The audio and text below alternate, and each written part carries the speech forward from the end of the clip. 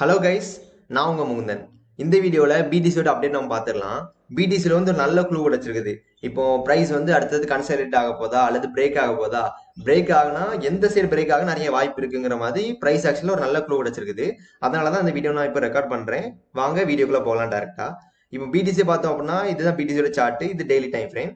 இப்போ பிடிசி வந்து ஒரு ஆல்ரெடி பார்த்த மாதிரி ஒரு கன்சாலிடேஷன்ல மூவ் ஆயிட்டு இருக்குது. ரொம்ப நாளா ஒரே ஜோன்ல தான் கன்சாலிடேட் ஆயிட்டு இருக்குது. இந்த கன்சல்டேஷன் வந்து ஒரே இடத்துல மேலே கீழே போயிட்டு இருக்குங்கிறதால எல்லா டைமும் இந்த மாதிரி தான் நடக்க போகுது, இப்படியே தான் மூவ் ஆயிட்டு இருக்க போகுதுன்னு கிடையாது. ஒரு கட்டத்தில் கண்டிப்பா பிரேக் ஆகி தான் தீரணும். அப்போ இன்னொன்னு பிரேக் ஆகிறதுக்கும் இப்போ நிறைய ஒரு வாய்ப்பு இருக்க மாதிரி ஒரு விஷயம் அமைஞ்சிருக்குது. இப்போ நம்ம என்ன சொல்லுவோம் அப்படின்னா, எந்த இடத்துல ஃபேக் அவுட் நடக்குதோ அந்த இடத்துல மேக்ஸிமம் அடுத்த மூலையே மேலே பிரேக் ஆயிரும்.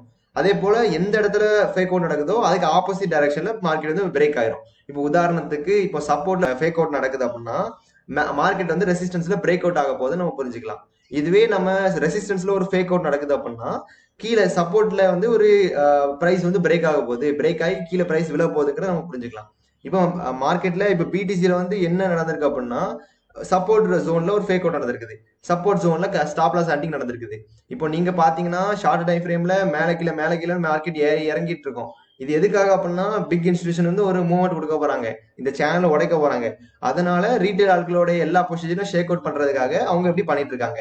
இதை வச்சு நம்ம என்ன புரிஞ்சுக்கலாம் அப்படின்னா, இந்த சேனல் வந்து கூடிய சீக்கிரத்தில் உடைய போகுதுங்கிறத நம்ம புரிஞ்சுக்கலாம். இப்போ அடுத்த கொஸ்டின் என்னன்னா, மேல உடைய போதா கீழே உடைய போகுதுங்கிறதான் எல்லாரோட டவுட். ஆனா இப்ப சார்ட்டா பார்க்கும் போதுல மேல உடைக்க தான் வாய்ப்பு இருக்குதுங்கிற மாதிரி எனக்கு தெரியுது. அது ஏங்கிறத நான் மட்டும் ஃபர்தரா சொல்றேன். இப்போ ஆல்ரெடி நான் சொன்ன மாதிரி ஃபேக் அவுட் நடந்திருக்குதுன்னா அந்த இடத்துல ஆப்போசிட் டைரக்ஷன் உடைக்க நிறைய வாய்ப்பு இருக்குன்னு நம்ம பேசியிருக்கோம். இப்போ இந்த இடத்துல பார்த்தோம் அப்படின்னா பிடிசியில் இதுல ஒரு ஃபேக் அவுட் நடந்திருக்கும்.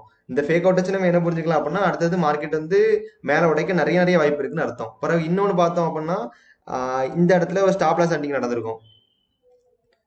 இப்போ இந்த இடத்துல ஸ்டாப் லாஸ் ஹண்டிங் நடந்திருக்கும். அதாவது இதெல்லாம் எதுக்காக பண்றாங்கன்னா, ரீட்டைல் ஆட்களோட பொசிஷனை அவங்க வந்து கேன்சல் பண்றதுக்காக தான் இந்த மாதிரி பண்ணிட்டு இருக்காங்க. இப்போ ரீட்டைல் ஆட்களோட பொசிஷனை அவங்க ஷேக் அவுட் பண்ணிட்டாங்க, அடுத்தது மார்க்கெட்டை மேலே தான் கொண்டு போக போறாங்க நம்ம அசியூம் பண்றோம் அப்படின்னா, எவ்வளவு தூரத்துக்கு மார்க்கெட்டை மேலே கொண்டு போக வாய்ப்பு இருக்கு.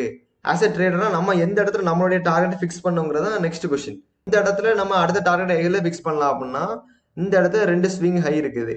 அப்போ இந்த இடத்துல ஒரு ஹரிசாண்டல் ஒரு ரெசிஸ்டன்ஸை போட்டோம் அப்படின்னா, இதுதான் ஒரு ரெசிஸ்டாக நிறைய வாய்ப்பு இருக்குது. பிடிசி கண்டிப்பா இந்த ஜோன் உடச்சிச்சுன்னா கண்டிப்பா 50K போயிடும். இந்த இந்த இந்த ஜோனை உடச்சிருங்கிறத நான் சொல்றேன். ஏன்னா நமக்கு ஆல்ரெடி ஃபேக் அவுட் நடந்திருக்குது. பிறகு ஷார்ட் டைம் ஃப்ரேம்ல, அதாவது 4 hour டைம் ஃப்ரேம்ல ஒரு கன்ஃபர்மேஷன் வந்திருக்கும். அதை அடுத்ததை நம்ம பார்ப்போம். இப்போ 50K வரைக்கும் போக நிறைய வாய்ப்பு இருக்குது. இதுக்கு இன்னொரு கன்ஃபர்மேஷன் நம்ம என்ன பண்ணிக்கலாம் அப்படின்னா, ஃபிப்னாச்சி போட்டு பார்க்கலாம். ஃபிப்னாச்சி டூல எடுத்து இந்த இடத்துல நான் ஹைல இருந்து லோ கன் பண்றேன் அப்படின்னா கரெக்டா 0.5 ஜோன்ல கரெக்டா மார்க்கெட் இருக்குது. அப்போ கண்டிப்பா பிடிசி வந்து 50K போக நிறைய நிறைய வாய்ப்பு இருக்குது. ஆனா இதுக்கு மேல போகுமாங்கிறது நமக்கு தெரியாது.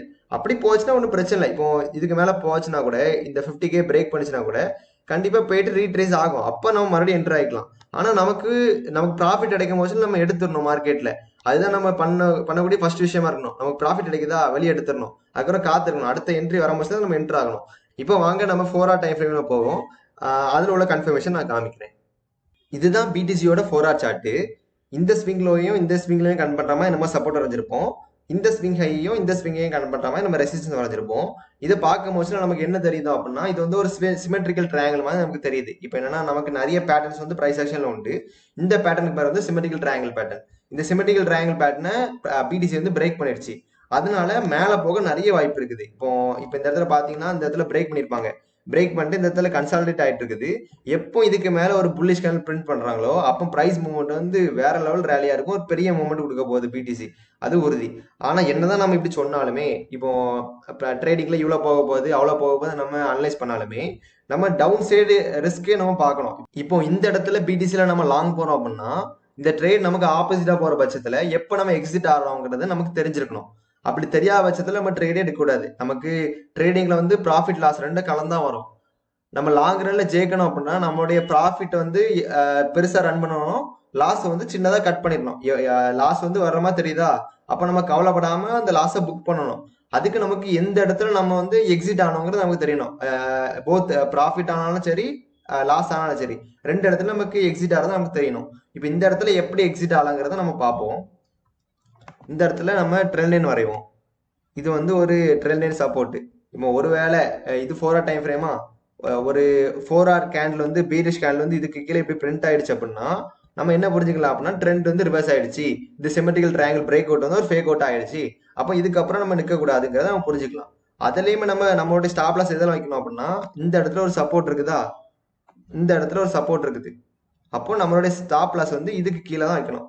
நம்ம ஸ்டாப் லாஸ் வந்து அட்லீஸ்ட் இந்த ஜோன்லயாவது தான் வைக்கணும். இப்படி ஒரு ட்ரேட்ல இருக்க ரிஸ்க் என்ன, ஒரு ட்ரேட் வந்து நமக்கு ஆப்போசிட்டா போச்சுன்னா நம்ம எப்போ எக்ஸிட் ஆகணும் நமக்கு தெரிஞ்சு போச்சோம்னா ஈஸியா நம்ம மார்க்கெட்ல சர்வே பண்ணிடலாம், ஈஸியா நம்ம ட்ரேடிங்ல நல்லா ப்ராஃபிட் பண்ணிடலாம். இது கண்டிப்பா உங்களுக்கு தெரியணும்னு நினைச்சு இந்த வீடியோ நான் ரெக்கார்ட் பண்ணேன். உங்களுக்கு இந்த வீடியோ யூஸ்ஃபுல்லா இருக்கும்னு நினைக்கிறேன். உங்களுக்கு இந்த சேனல் பிடிச்சிருந்துச்சு அப்படின்னா கண்டிப்பா சப்ஸ்கிரைப் பண்ணிக்கோங்க. ஃபர்தரா நிறைய வீடியோஸ் நம்ம அப்லோட் பண்ணுவோம், உங்களுக்கு யூஸ்ஃபுல்லா இருக்கும்.